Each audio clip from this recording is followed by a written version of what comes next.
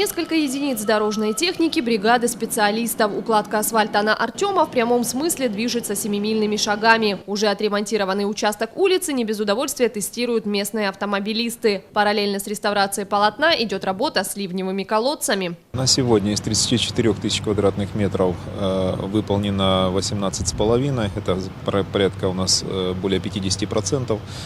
Работы ведутся и до декабря включительно будут продолжены. Погодные условия, как отмечают коммунальщики, пока на их стороне. А это значит, что одна из самых протяженных улиц старого города продолжит преображаться.